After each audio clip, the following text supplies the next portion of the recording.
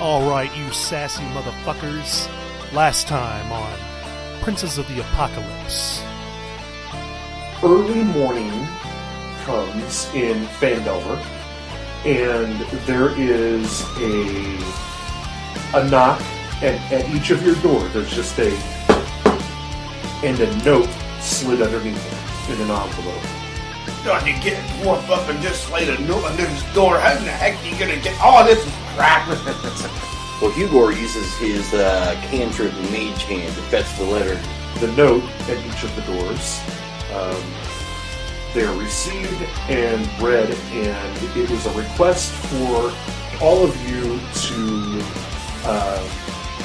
go see Constable Sildar Allwinter. Sildar, side of his belt, he throws his cloak back, and on the side of his belt he pulls out a wanted poster and slaps it down on the table in front of you. And it's a wanted poster for the infamous Glass Staff. Good. You go speak with Kalissa. We're gonna go get a drink. Give him the nod, yep. Like I said, I just shake my head and walk in. Always split the party. That's what I That's say. the way to go, isn't it? We're good.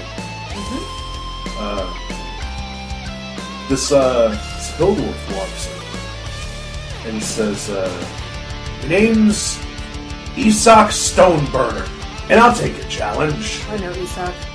And he goes to slam his, and he chokes.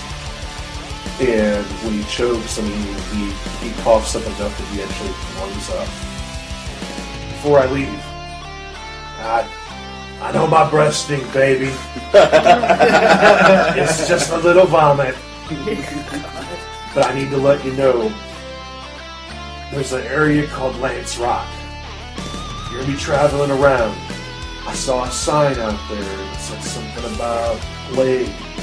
As the party travels, it takes a couple hours to get out to Lance Rock, and you can't miss it. There's been traffic moving in and out of a cave entrance. It's not necessarily hidden by scrub and brush and such, but there's definitely, that foliage there. As soon as Adar and Talia enter the cavern, they see a bloody, bloated corpse of an orc. For over 40 years, countless adventurers have been trapped in gamers' basements, conventions, and game shops. And now we can post that shit online and beam it directly to you. Follow Adar, Talia, Hugor, and Brighid Brighid. as the journey through the Princes of the Apocalypse, a 5th edition D&D campaign. Welcome to 4 Players, 1 Dungeon, an F-Pod podcast.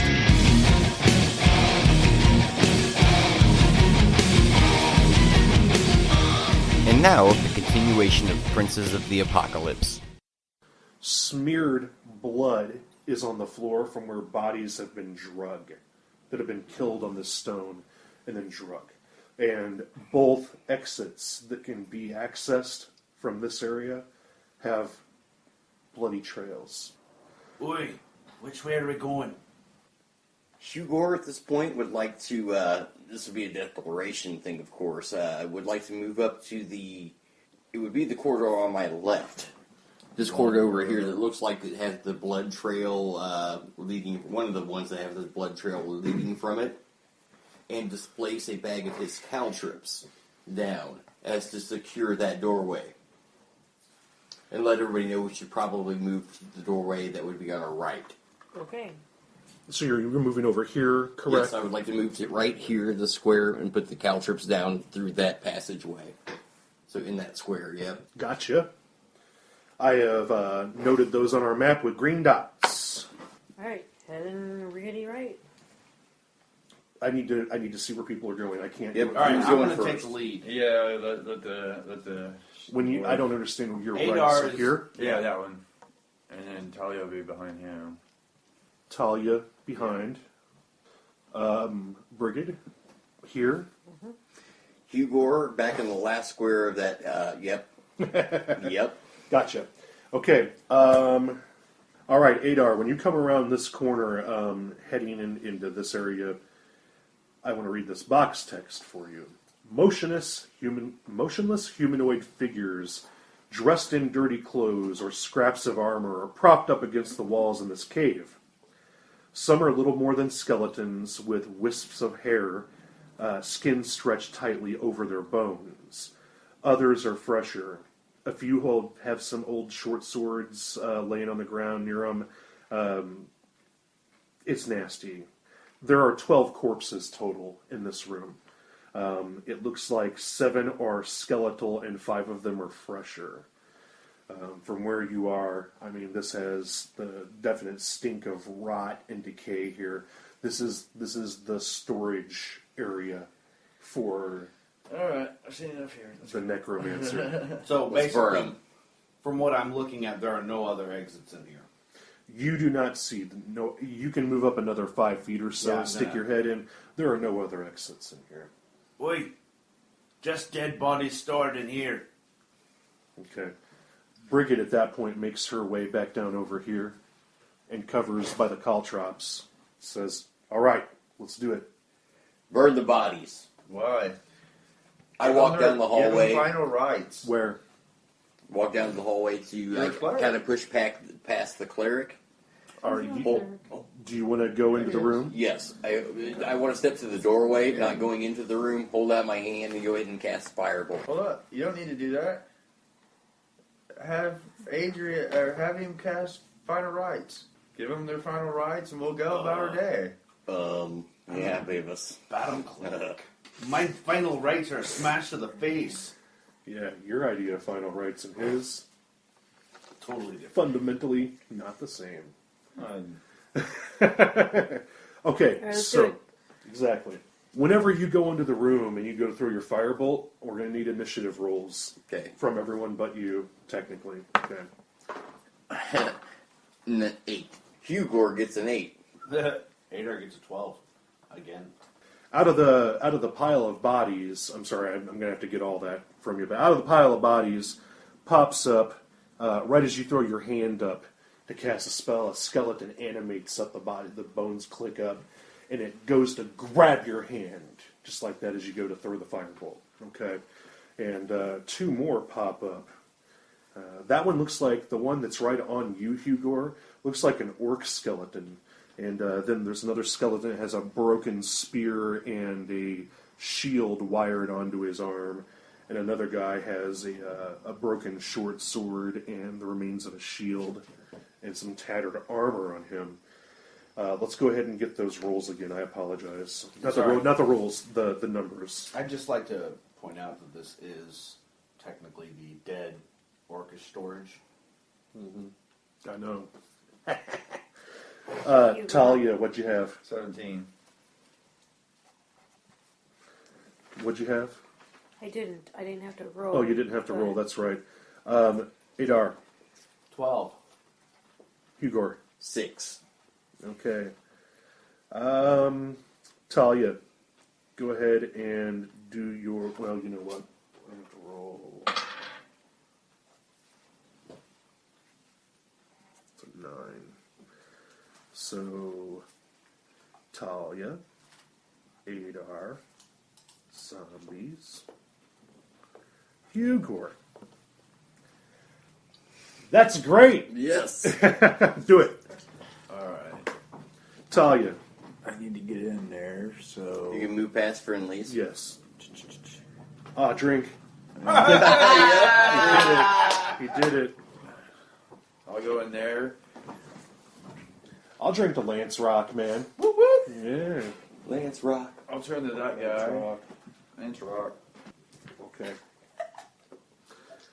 Talia comes over here and faces the skeleton that has the broken spear and the shield. Yes, and she begins to swing her hands as she summons her sword. Okay. Describe what you're. I guess that did describe what you did. You summoned your sword. Yeah, just run in there, and you just see her go like this, and as she starts to come down for the swing, it just, A katana yeah. She has it in both hands. materializes in your grip, and you do an overhead Yep, on the two-handed. skeleton. Badass. Hey, do we have to drink for me playing his character? Yes. I missed. Nope. We don't. Adar, what would you like to do, sir? I am going to go in. You have this spot here. That's where I want it. Okay, and what are you doing? That one right in front, I'm swinging the Warhammer at it. Okay, there is... The person who has a threat is Hugor, which is an orc skeleton right there. That's the one I wanted to... Okay, so you're attacking the orc skeleton there. Yes. Okay, go ahead.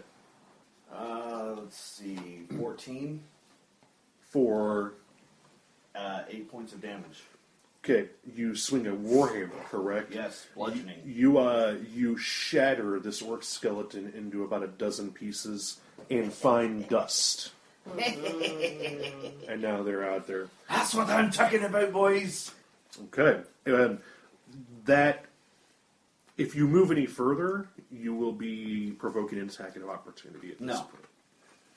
I would like to pivot and face that one. Right, there is no facing in how they are. I got an idea. I'm going to yell out to you. Just stay where you are. Okay. Okay, so that ends Adar's turn. Hugor. Hugor yells, "Shield!" Wait, zombies. Yep. the skeleton. One skeleton. Skeleton. He commits on Adar. Adar, what is your AC? 16. Take 4 points of slashing damage from a broken, rusty short sword. 8. And prepare yourself for a tetanus shot. 8 points. Is that 4? Oh, 4. Talia, a broken spear gets thrust toward your midsection. 15. You easily deflect it with your katana, and whenever you do, you actually cut the tip of the weapon off. It's effectively a staff and not a spear now. Alright, cool. So it went down a damage code. Yeah? Alright, and now it's Hugor's turn. Okay, so you have a large shield, right? Mm-hmm. Hugor yells "shield" out loud, which he knows means put your long shield down. So basically, he's going to build me a ramp with his body. So you can run up it? So I can run up it. And as I run up in the air, with my free hand, I cast Magic Missile. I do 3 Magic Missile attacks on the one that's... all 3 Magic Missiles on the one that's attacking him from the back. Okay, here's what I'll allow. Okay, if this is going to happen, this is what I'm going to make happen here.